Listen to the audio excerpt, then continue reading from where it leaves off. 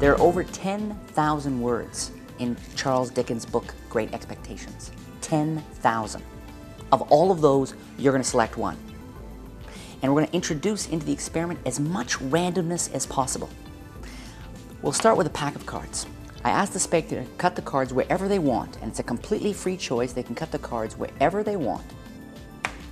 I say, fine, let's mark that spot right there. By putting one over the other, we've essentially marked exactly where the spectator cut the cards. Say, well, let's take it a step further. Here's a die, and they can roll it as many times as they want, and they'll find the numbers come up differently every time. All right? So I have the person roll the die. I say, we'll have the page number determined by the cards, and the word on the page determined by the die. Roll the die, and they roll the die, and let's say, for example, it comes up 1. I say, well, I'm going to ask you to add up the top and bottom numbers, the top number and the bottom number. In this case, the bottom number is a 6, the top is a 1. In this case, it comes to a 7. 1 and 6 make 7. And to determine the page, we're going to go precisely to where you cut and turn up the first 3 cards. What do we have? A 3, a 2, and a 7. So page 327, what was that? The 7th word, 6 and 1, 7, 7th word on page 327. They take the book. They go to page 327, and I'll find that here. And then they are going to look, 327, and as soon as I get to the page number, here we go. They're going to look for the 7th word on the page, not including the title of the book, of course, which is often at the top of pages. They go to the 7th word. They're going to concentrate on that 7th word.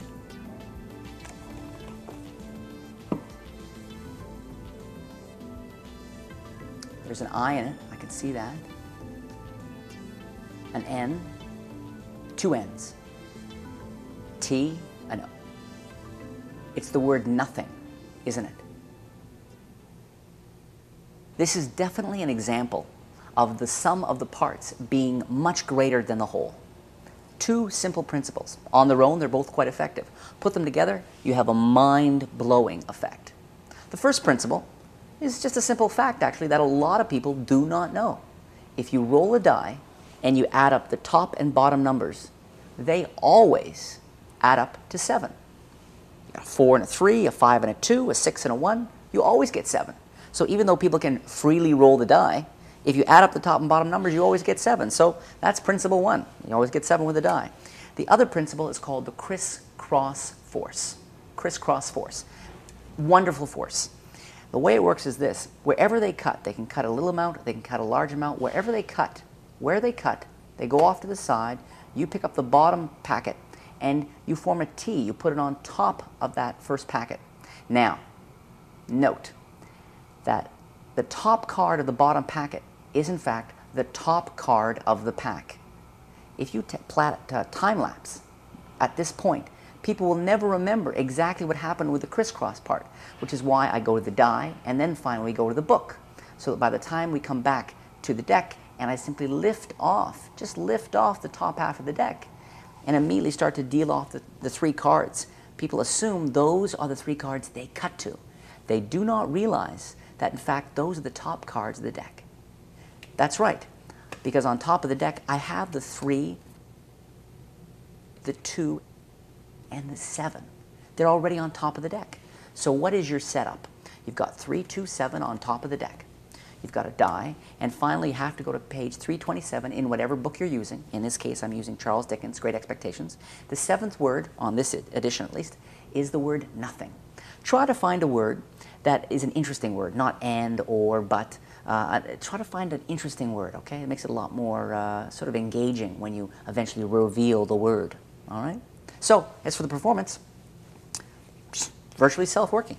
First thing you do is you introduce the book, and you talk about there are 10,000 words in the book, and that's only a ballpark guess. Then you say you want as much randomness introduced as possible. Have them cut the pack. Cut the pack, do the crisscross force, and mark the spot where they cut. That's the key line. We're going to mark the spot where you cut. Then take out the die. Make sure they roll it several times so they can see it's not a trick die, okay? It really is an ordinary die, and different numbers come up. Say at any time when you're satisfied, stop. And they stop, and of course say, fine. Add up the top and bottom numbers, and of course they always get 7. Having got 7, I then lift up the top half of the deck, and I slowly deal off the top 3 cards. As I tell them, we're going to use these 3 cards as the page number. 327, 7th word.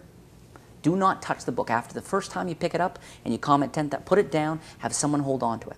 At this point, then, I turn to the spectator and I say, okay, so page, please go to 327, and the 7th word on page 327, I turn my head, sometimes I'll even leave the room. Say, close the book up, hold it in your hand. All right. And this is, again, the time to reiterate what you've done. Remind them that they cut anywhere they want. They roll the die. They're thinking of a word. Have you written the word down? No. Did you tell anybody in the room the word? No. You're just thinking of it, right? Just thinking of it. And then finally, do not reveal the word all at once. You're thinking of the word nothing. No. Do it a letter at a time. That's the best way to build the suspense.